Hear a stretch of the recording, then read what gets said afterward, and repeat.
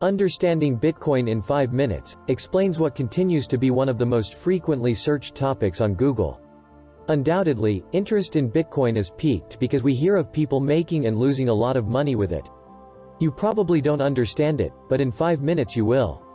We will explain it using easily understood terms. By the time you reach the end of this video, you will be among the few who understand what Bitcoin is. Welcome back to Explaining Difficult Stuff. We will explain the basics of Bitcoin so that if you are thinking of investing in cryptocurrency, you will be more aware of the rewards and risks associated with it. As you know by now, our nerds are focused on helping people of all ages understand complicated topics. Today, Bitcoin certainly falls into that category. We promise that you do not need a deep understanding of the financial markets to follow along. In this short video, we will explain what Bitcoin is, and where it gets its value. We follow our tested formula that makes complex subjects more easily understood. Now let's take a 5-minute look at the basics of Bitcoin. In our last video, we explained what money is, and what it isn't. It is an excellent prelude to Bitcoin.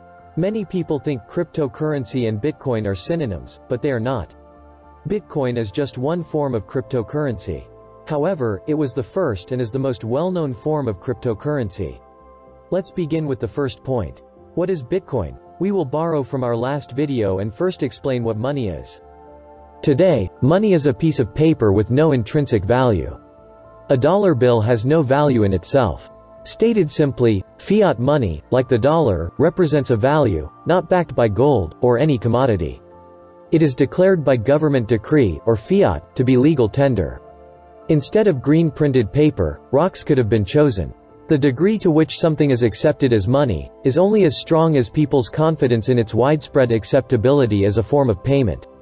Paper money is just a symbol of value. Your money is centrally controlled. More can be printed whenever the government wishes. This, in turn, makes the money you have of less value. That is called inflation, a word we have heard much about lately. Because cryptocurrency is decentralized, it does not have this problem. To explain, rather than having millions of accounts in thousands of banks, Bitcoin consists of only one ledger that everybody can see. The only thing not transparent is the name associated with each account in the ledger. Because there is only a given amount of Bitcoin, it is safe from inflation. To own Bitcoin, you first need a place to put it. Like Apple's wallet software, a Bitcoin wallet allows you to create a place to control the flow of your non-physical, digital Bitcoin. At this point, your wallet is empty, and you need to buy some. This is done through a cryptocurrency exchange. In return for Bitcoin, an exchange accepts conventional money.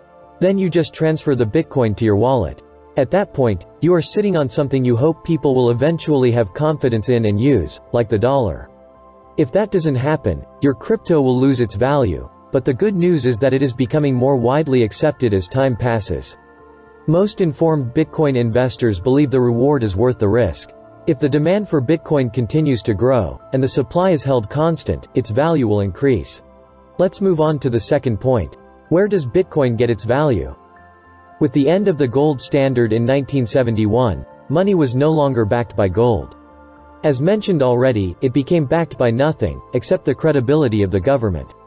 This opened the door for the idea that anything could be used as money, if enough people had the confidence to accept it as payment. I realize that is quite a mouthful. But these facts are the foundation, upon which the concept, and later the reality, of cryptocurrency was built. Take a moment to read them again now. In 2008, the idea took root in a paper written by someone using the pseudonym, Satoshi Nakamoto. In this paper, the word Bitcoin was first used, along with a suggested, decentralized system, to manage it. Unlike bank ledgers, the Bitcoin system was comprised of only one record of accounts, that everybody had access to. It is called a blockchain. It is a record of all the transactions made in Bitcoin or another cryptocurrency. This blockchain would exist on many computers, all linked together with equal permission to access it, and responsibility to maintain it. You are the only person who can access your account. Now, the dollar has company for the first time since the fiat system was introduced, in 1971. Unlike the dollar, however, the government nor the banks can control it. Bitcoin already has a presence in the marketplace.